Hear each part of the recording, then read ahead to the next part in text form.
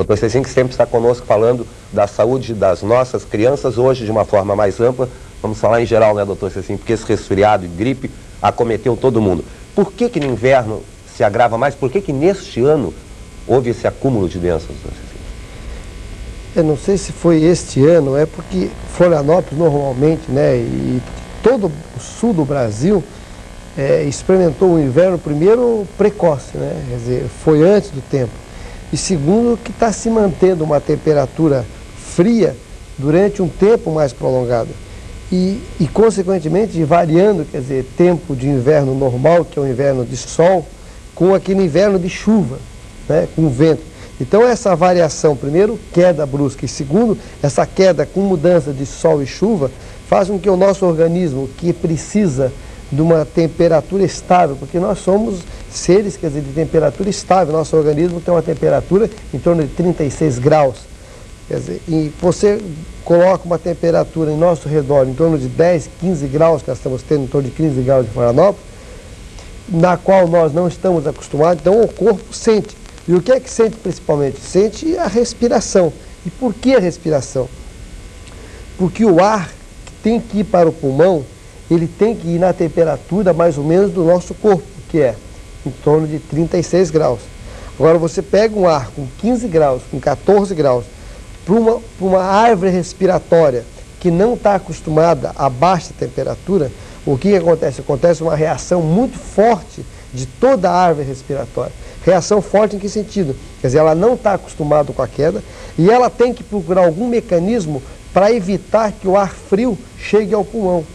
E o que ele faz? Então ele bloqueia de todas as formas o ar, para o ar não chegar frio no pulmão. E como é que o organismo bloqueia isso? Bloqueia produzindo secreção, produzindo aquilo que se chama de catarro. Então, na primeira instância, o catarro produzido, essa rinite que a gente tem, esse catarro de nariz, esse pigarro de garganta que a gente tem, essa tosse assim mucosa que a gente tem, nada mais é do que um mecanismo de defesa do nosso organismo, tentando evitar, tentando fazer com que o ar passe mais devagar, passe mais calmo, vá mais lentamente para que ele possa aquecer este ar, para que ele chegue no pulmão, nos brônquios, numa temperatura de 36 graus.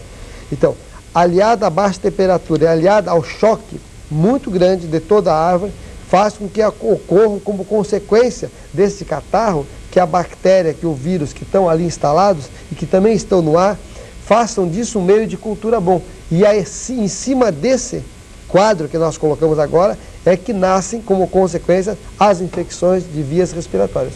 Inclusive, no final da semana passada, a gente viu através da imprensa, através dos jornais, amplas reportagens feitas no sul do nosso estado, principalmente na região de Criciúma, dando conta do acréscimo de problemas de vias respiratórias, né? De vias aéreas, vamos dizer assim, de infecções de vias aéreas, agravados muito mais pela poluição do ar nessa região. Bom, quais seriam, doutor Cecinho, essas infecções das vias aéreas, as mais comuns, vamos dizer assim? Bem, a mais comum é a rinite. O que é a rinite? Quer dizer, é a inflamação ou a infecção da narina, tá? É a rinite, começa por é o primeiro impacto onde o ar entra e é o primeiro mecanismo de defesa que o organismo tem. Então, as rinites são praticamente 90% da população tem algum tipo de rinite, quer dizer, mais ou menos intensa. Depois disso... A rinite, ela caracteriza gripe ou resfriado, ela é um sintoma independente, vamos dizer assim? Bom, você pode não ter nem gripe, nem resfriado e ter só uma hipersecreção nasal, certo? Isso é o primeiro passo, vamos por escadinha. Subindo um pouquinho mais, você pode ter só um resfriado, quer dizer, frio, tá? Então, você já tem um pouquinho de coriza, já espirra um pouquinho, mas você tem um estado geral bom, quer dizer, você come bem, você não tem febre, você não tem nada disso. Passando um pouquinho mais acima, você já tem a gripe, que além da tosse, da coriza, você já tem febre, você já tem dor no corpo, você tem aquela inapetência, você não tem vontade de fazer nada, você tem vontade de ficar na cama, então começa uma gripe. Paralela a isso, ou junto com isso, ou independente disso, você pode ter ainda amidalite, que é a infecção das amígdalas, você pode ter uma faringite, que é uma infecção da garganta, e tem muita gente com problemas às vezes mecânicos que não tem um bom orifício nasal, uma boa permeabilidade nasal. Então, quando esfria, ele abre a boca para respirar, e aí o ar frio direto na garganta produz, chamam-se as faringites.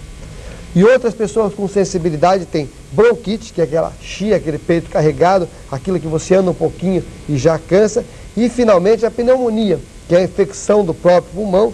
Quando o organismo não consegue segurar essa infecção acima do pulmão, o pulmão acaba sendo comprometido e acaba sendo o problema maior, quer dizer, e o mais grave, e o que às vezes mata e muitas vezes interna, que é a pneumonia. Bom, as formas de medicação para esses diferentes sintomas, para esses diferentes casos de infecções de vias aéreas, são diferentes? São totalmente diferentes. Vamos começar assim pela primeira fase, quer dizer, o resfriado normalmente não se usa absolutamente nada.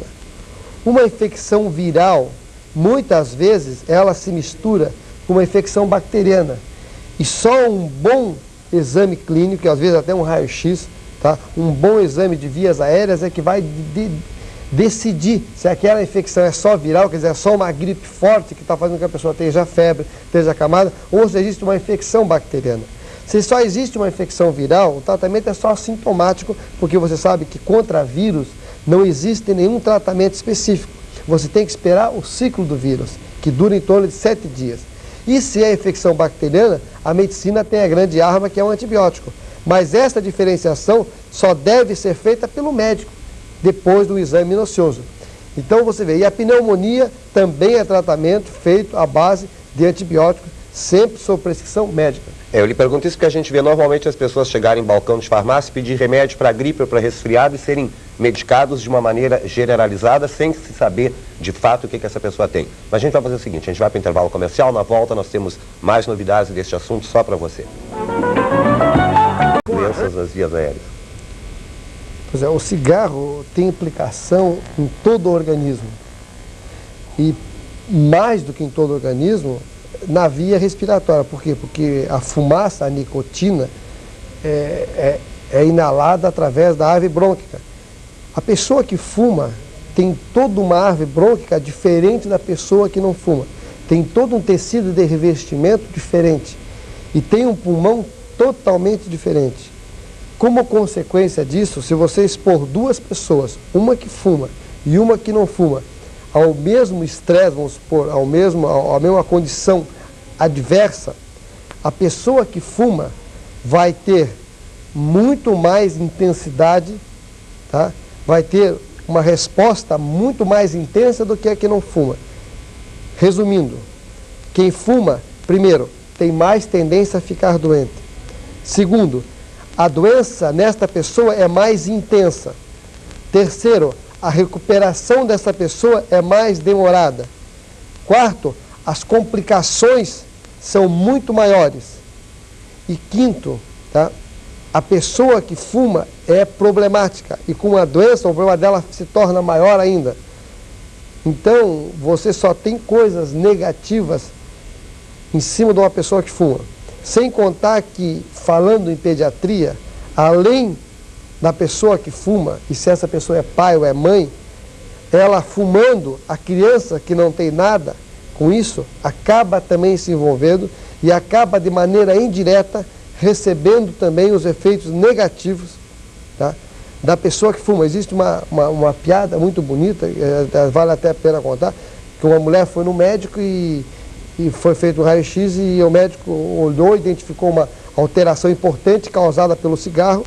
E ela disse, a senhora vai ter que deixar de fumar porque o seu pulmão está comprometido. Ela disse, mas eu não fumo, doutor, quem fuma é o marido. Quer dizer, a mulher nunca tinha colocado um cigarro na boca e estava indiretamente comprometida. Então, a gente chama de o fumante passivo.